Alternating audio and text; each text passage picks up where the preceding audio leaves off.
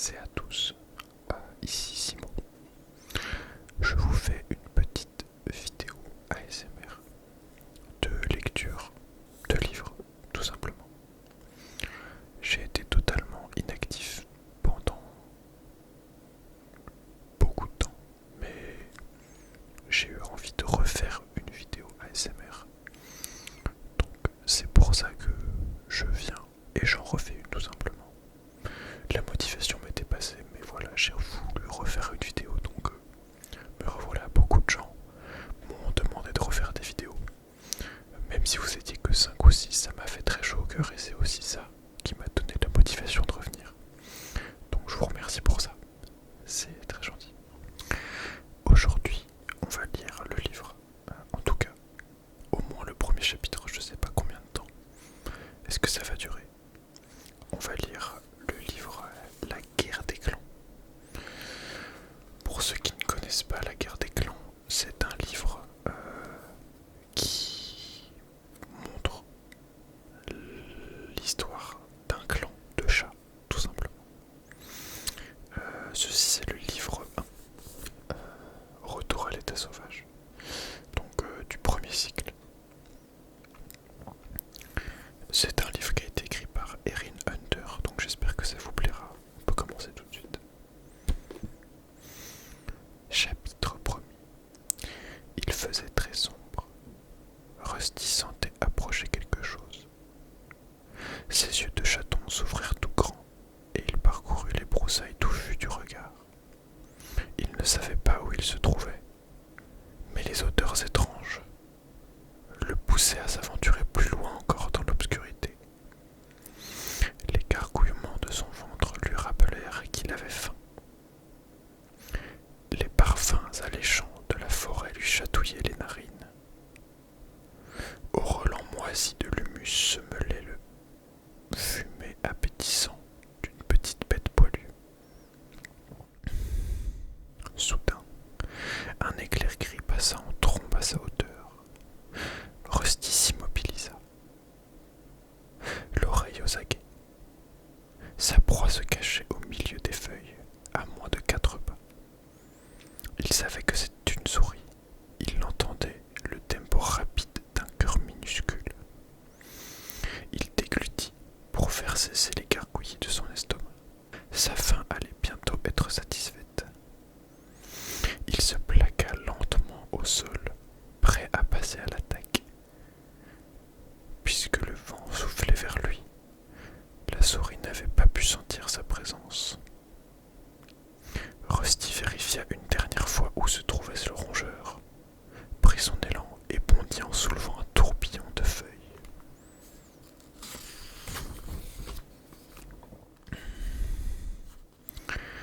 La petite bête fila vers un trou pour se mettre à l'abri, mais le chaton s'était déjà jeté sur elle.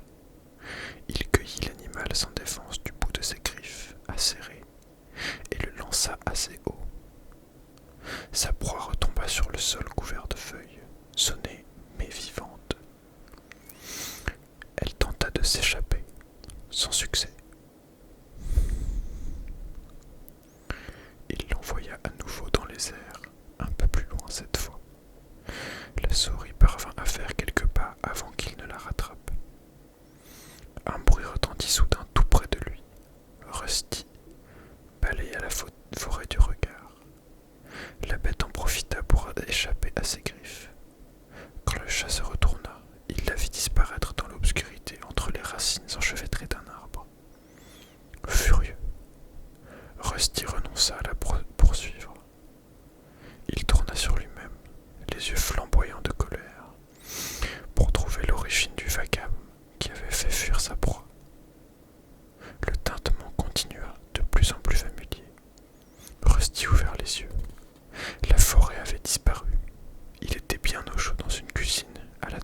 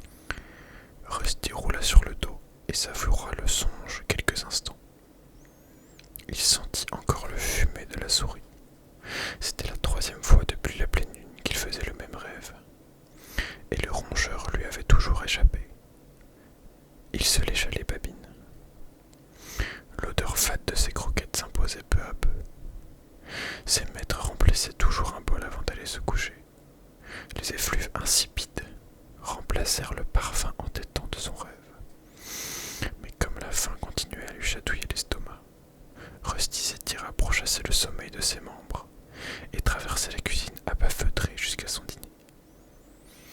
La nourriture lui sembla sèche, sans saveur. Le chaton se força à en avaler encore une bouchée, puis il abandonna sa gamelle et sortit par la chatière dans l'espoir que l'odeur de la verdure raviverait les sensations de son rêve. Dehors, la lune brillait. Une pluie fine tombait. À la lumière des étoiles, Rusty remonta l'allée jusqu'au fond du jardin, bien entretenu. Le gravier froid et pointu sous ses pattes. Il fit ses besoins sous un gros buisson aux feuilles vertes et luisantes, chargé de plusieurs fleurs pourpres. Leur parfum douceâtre lui fit plisser le nez. Ensuite, l'animal se percha sur un des poteaux de la clôture qui entourait son jardin. C'était un de ses endroits préférés. Il donnait directement sur les maisons voisines, mais aussi sur la forêt verte et touffue, au-delà de la barrière. La bruine avait cessé. Derrière Rusty, le gazon tondu ras choitoyait au clair de lune. De l'autre côté de la palissade, les bois étaient plongés dans l'ombre. Le chaton tendit le cou pour flairer l'air humide. Sous son épaisse fourrure, sa peau était l'abri de la pluie et du froid, bien que son pelage roux fût constellé de gouttes scintillantes. Il entendit ses maîtres l'appeler une dernière fois à la porte de derrière. S'il rentrait maintenant, il serait accueilli par des caresses et des mots affectueux. Puis, invité dans leur lit bien chaud, où il se pelotonneraient au creux du genou d'un de ses deux maîtres en ronronnant. Cette fois, il résista. L'échine du chat se hérissa soudain. Là-bas, quelque chose bougeait. Il se sentait épié. Rusty crut aller à l'arbre. Impossible de voir ou de fleurer quoi que ce soit dans l'air nocturne chargé d'arômes boisés. Il se releva et planta ses griffes dans le poteau pour s'étirer. Les pattes tendues, le dos rond. Il ferma les yeux pour humer encore une fois alentour. Le parfum plein de promesses le poussait à s'aventurer dans le noir. Il s'accroupit un bref instant, les muscles bandés. Puis il sauta dans les hautes herbes de l'autre côté de la clôture du jardin. Lorsqu'il toucha le sol, la clochette de son collier tinta dans le silence de la nuit. « Où tu vas comme ça ?» miaula une voix familière derrière lui. Le chaton roux leva la tête. Un jeune matou noir et blanc, s'était juché sur la barrière avec maladresse. « Salut, ficelle !» lança Rusty. Le nouveau venu ouvrit de grands yeux couleur ambre. « Ne me dis pas que tu vas dans la forêt. » Juste jeter un coup d'œil, se défendit-il, mal à l'aise. « Ne compte pas sur moi pour t'accompagner, c'est trop risqué. » L'animal fronça le nez d'un air dégoûté. Prosper y est allé une fois. Il indiqua d'un mouvement de tête la maison où vivait leur aîné, quelques palissades plus loin. Ce bon gros matou, ça m'étonnerait, s'esclaffa Rusty. Il n'a quasiment pas quitté son jardin depuis son passage chez le vétérinaire. Il ne sait que manger et dormir.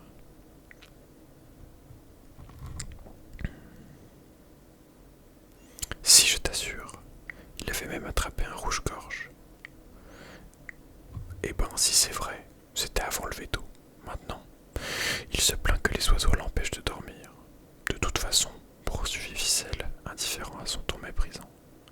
Prosper m'a dit qu'il y a des tas d'animaux dangereux là-bas. Des chats sauvages énormes qui dévorent les lapins vivants au petit déjeuner et qui se font des griffes sur les os. Je vais juste jeter un coup d'œil, ce ne sera pas long. Je t'aurais prévenu, grogna son ami. Il tourna le dos à Rusty et sauta de la clôture de son jardin. Le chaton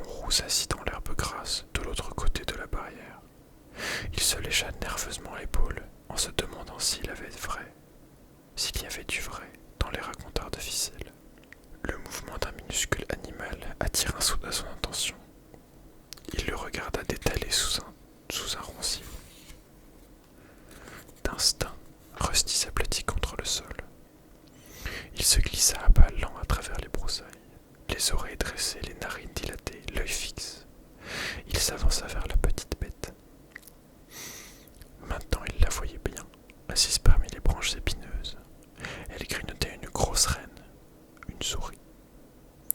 Le félin fléchit sur les pattes arrière, prêt à bondir. Il retenait son souffle pour empêcher sa clochette de sonner. Son cœur battait la chamade. Encore mieux que dans ses rêves, un bruit de feuilles et de brindilles piétinées le fit sursauter. Trahi par le tintement de son grelot, il vit sa proie disparaître, ventre à terre dans le taillis le plus touffu du roncier. Immobile, Rusty balaya du regard les alentours. Il aperçut la pointe blanche d'une épaisse queue rousse qui dépassait d'un massif de fougères en face de lui.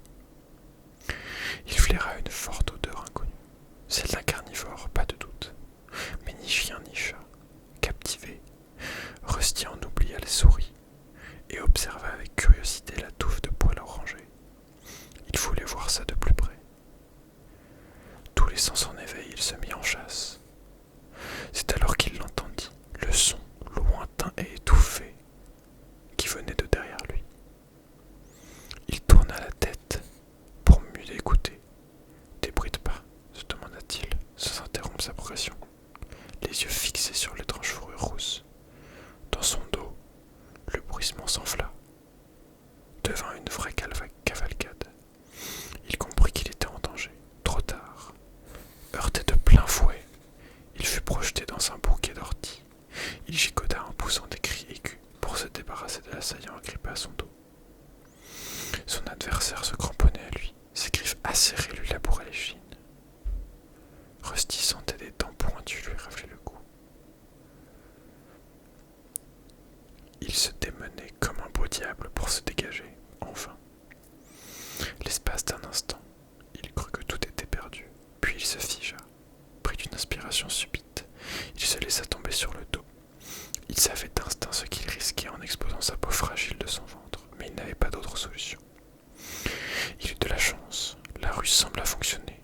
Il entendit son agresseur pousser un râle, le souffle coupé. Rusty parvint à se libérer et s'élança vers la maison sans un regard en arrière.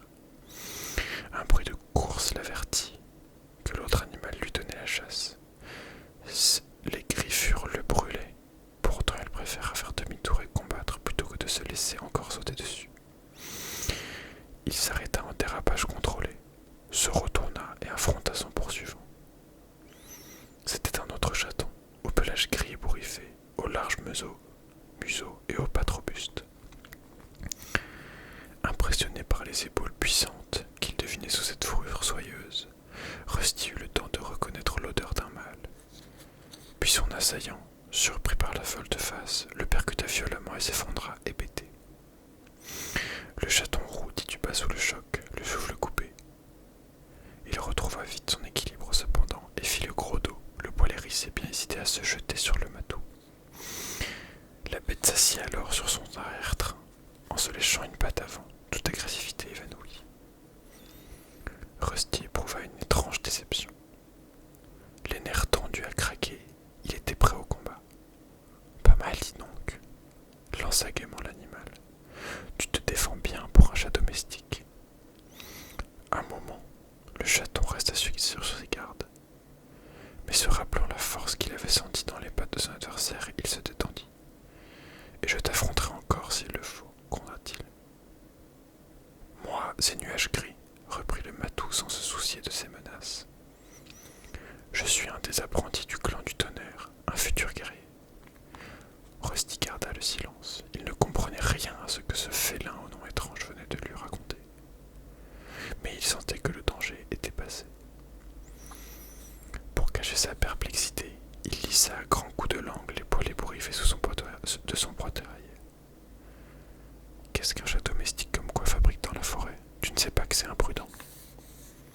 Si tu es le plus grand péril qui me guette, alors je crois que je m'en sortirai, bluffa Rusty. Nuage Gris le considéra un instant, les sourcils froncés. Oh, ne crois pas ça. Si tu tombes sur un chasseur expérimenté, il peut t'infliger des blessures qui te feront passer l'envie de revenir. Un chasseur? Un frisson de peur parcourut le dos de Rusty. Quoi qu'il en soit, je n'ai aucun intérêt à te battre, ajouta son assaillant en se mordillant une patte. Tu ne fais pas partie d'aucun clan, c'est évident. D'aucun clan, répéta Rusty, interloqué. Nuage Gris poussa un soupir. Tu as sûrement entendu parler des 4 tribus qui se partageaient les terres de chasse des environs. J'appartiens à celle du tonnerre. Nos ennemis essayaient toujours de nous voler notre gibier, le clan de l'ombre surtout. Eux, ils sont si féroces qu'ils t'auraient taillé en place sans hésiter. Il fallait avec colère et reprit. Nos guerriers les empêchent de pénétrer sur notre territoire pour capturer des proies qui nous reviennent de droit. Mais quand mon entraînement sera terminé, je serai tellement puissant qu'ils trembleront devant moi. Ils n'oseront même plus nous rapprocher. Rusty plissa les yeux. Il s'agissait sans doute d'un des chats sauvages dont lui avait parlé Ficelle. Il vivait à la dure, chassait pour se nourrir, se disputer la moindre parcelle de viande. Pourtant, le chaton n'avait pas peur. En fait, il lui était difficile de ne pas l'admirer. L'assurance de son adversaire le saisissait. Alors tu n'es pas encore guerrier, lui demanda-t-il. Pourquoi? Tu l'as cru, ronronna un nuage gris avec fierté, avant de secouer son large museau soyeux. Eh bien non, et de loin. Il faut d'abord que je termine mon apprentissage. Les petits ne commencent à s'entraîner qu'à l'âge de 6 lunes. Aujourd'hui, c'est ma première sortie en tant que novice. Pourquoi ne pas plutôt te chercher des maîtres et une maison bien douillette? Ta vie serait bien plus facile. Il y a des tas d'hommes qui voudraient d'un chaton comme toi. Il te suffirait de te percher bien en évidence et de prendre l'air affamé un jour ou deux. Tout ça pour des croquettes desséchées, une pâte et un infecte, merci bien. Chat domestique, ce n'est pas une vie. Les pipettes les mènent à la baguette. Manger des choses insipides, faire ses besoins dans une boîte et ne sortir que quand on vous y autorise. Jamais. Ici, on vit dans la nature en toute liberté. On va où on veut, quand on veut. Il conclut sa tirade par un feulement triomphal avant d'ajouter malicieux. Tant qu'on n'a pas goûté à la viande de souris, on ne sait pas du tout ce que c'est la vie. Tu en as déjà mangé? Non, avoir Rusty sur la défensive, jamais. Alors tu ne peux pas comprendre. Tu n'es pas né en liberté. Le sang des guerriers ne coule pas dans tes veines. Tu n'as jamais senti le vent dans tes moustaches. Ça fait une sacrée différence. Les chats de la ville ne sauront jamais ce qu'ils perdent. Rusty se rappela des sensations de son rêve. C'est pas vrai, s'écria-t-il indigné. L'animal ne répondit pas. Il suspendit soudain sa toilette, sa patte en l'air et renifla. Déjà de mon clan, souffla-t-il, tu devrais filer. S'ils te surprennent à chasser sur notre territoire, ça va pas leur plaire. Rusty regarda autour de lui, perplexe. Il ne décelait aucune odeur suspecte, mais le ton pressant du nuage gris le fit se hérisser sa fourrure. Vite, sauve-toi! Il se prépara à bondir dans les buissons sans savoir de quel côté venait le danger. Trop tard, un miaulement menaçant s'éleva derrière lui. Que se passe-t-il ici? Rusty fit volte-face. Une grande femelle grise, majestueuse, sortait du sous-bois. Elle était magnifique, malgré son museau zébré de poils blancs et sa vilaine balafre en travers des épaules. Son pelage soyeux brillait d'un éclat argenté au clair de lune. Étoile bleue! À côté de lui, l'apprenti s'aplatit contre le sol, les yeux plissés. Il s'inclina encore plus bas quand un matou à la belle robe mouchetée d'or pénétra lui aussi dans la carrière. Tu ne devrais pas être si près de la ville, nuage gris, grogna le mâle avec colère en le foudroyant du regard. Je sais, Cordelion, je suis désolé, répondit-il, les yeux baissés. Rusty se tapit lui aussi ventre au sol, les oreilles frémissantes. Ces félins étaient baignés d'une aura de force qu'il n'avait jamais vue chez ses voisins de ville. Et si Ficelle l'avait dit vrai, qui est-ce? Demanda Étoile Bleue.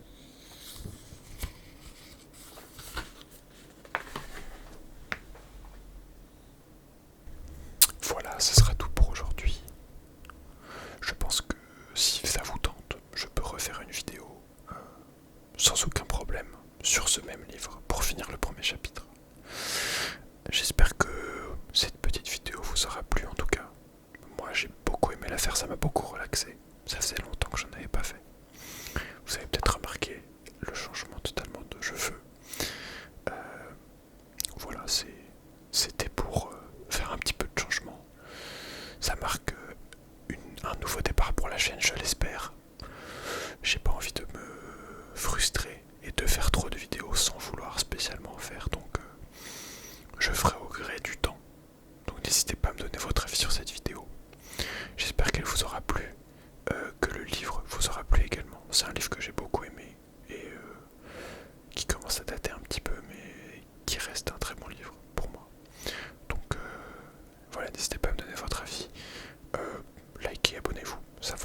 plaisir.